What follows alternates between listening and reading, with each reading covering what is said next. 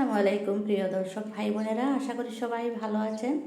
সবাইকে আমার গার্ডেন চ্যানেলের পক্ষ থেকে জানাই অনেক অনেক শুভেচ্ছা। চলে আসলাম বাগানে, কিছু হারভেস্ট করব, কিছু কাজ করব, আপনাদের সাথে কথা বলবো। এই যে আমার টমেটো গাছটা আমি আপনাদেরকে দেখিয়েছিলাম, টমেটো এইভাবে নষ্ট হয়ে যাচ্ছে। কারো যদি জানা থাকে আমাকে কমেন্টে জানাতে, এটা কী রূপ বা এর প্রতিকার কী। তারপরেও কেউ জানাননি। যাই হোক, টমেটো এভাবে নষ্ট হয়ে যাচ্ছে, দেখে খুব খারাপ লাগছে। একটা তো নষ্ট হয়ে গেছে দেখালাম, তারপরে দেখুন আরেকটা, এটা কিন্তু নষ্ট হয় নাই। এগুলো যখন পাকার পরে নিচের দিকে কালো কালো দাগ হয়ে যায়। তাই আমার মনে হচ্ছে পাকার আগেই উঠাতে হবে। এটা মাশাআল্লাহ এখনও কিছু হয় নাই, নিচের দিকটা সুস্থ আছে। আজকেই নিয়ে যাব, এটাকে হারভেস্ট করব। আরও 2-3টা আছে, এগুলো হারভেস্ট করে নিয়ে যাব। গরমের সবজি, অনেক সবজি এই মাসে বসাতেই হবে, কিন্তু আমাদের এখানে যে বৃষ্টি নাই, তার জন্য আমি যদিও বীজ বসিয়েছি, বীজে কিন্তু কাজ হচ্ছে না।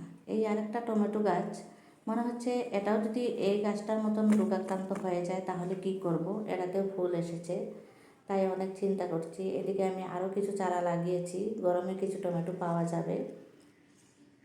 আর এগুলো আজকে হারভেস্ট করে নিয়ে যাব। তারপরে চললাম বেগুন গাছের কাছে। বেগুন গাছের আজকে কিছু যত্ন করতে হবে। বেগুন ধরা একটু কমে গেছে, যদিও আগে খুব ধরেছিল, আর সিজনটা অবশ্য চলে যাচ্ছে। তারপরে দেখুন আমার শসা গাছটা এভাবে পড়ে গেছে, আজকে একটা উপায় করতে হবে। আজকে আমি এটাকে উঠিয়ে দেওয়ার একটা ব্যবস্থা করব। তারপরে দেখুন গাছটা, হ্যাঁ মনে হচ্ছে কোনো রোগ এখনও হয়নি, কিন্তু রোগ যদি হয়ে যায় কী করব। আমার গত বছর শসা গাছ অনেক ভালো হয়ে গেছিলো, তারপর রোগাক্রান্ত হয়ে গেল। এই যে গাছটা আমি প্রত্যেক দিনই যত্ন করি। এই একটা বাঁশের কঞ্চি নিলাম হাতে, এটা আমি গাছের নিচে এভাবে সাইড দিয়ে দেব, কারণ কতগুলো গাছ হেলে দুলে পড়ে যাচ্ছে। এখানে দিয়ে দিলাম, আর এখানে দিয়ে একটু ভালো করে রশি বেঁধে দেব, যাতে গাছটা আর পড়ে না যায়। অনেকগুলো ছোট ছোট শসা এসেছে, আমি পরাগায়নও করে দিয়েছি, আপনাদের সাথে শেয়ার করেছি।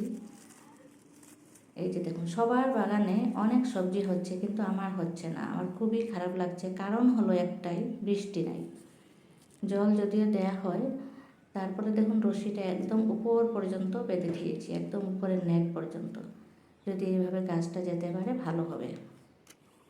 তারপরে এই গাছটা দেখতে পাচ্ছি একটা লাল লঙ্কা টকটক করছে, এটাকে হারভেস্ট করে নিলাম। এই লঙ্কা গাছেও কিছু একটা রোগ হয়ে গেছে, দেখুন পাতার মধ্যে সাদা সাদা চুনের মতন হয়ে গেছে।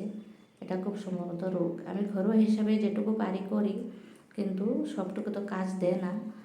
তাই এবার বোধ হয় আমার রাসায়নিক বাজারের কীটনাশক কিনতেই হবে।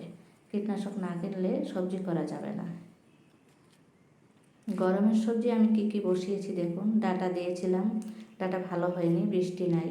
ঢেঁড়স গাছ অনেক দিয়েছিলাম, কিন্তু সবগুলো হয় নাই। বরবটি দিয়েছি এখানে, আরও কিছু বীজ দিয়েছিলাম, সেগুলো হয় নাই। তারপরে এখানে চিচিঙ্গা গাছটা অবশ্য ভালো হয়েছে। এই যে দেখুন একটা চিচিঙ্গা ধরে আছে।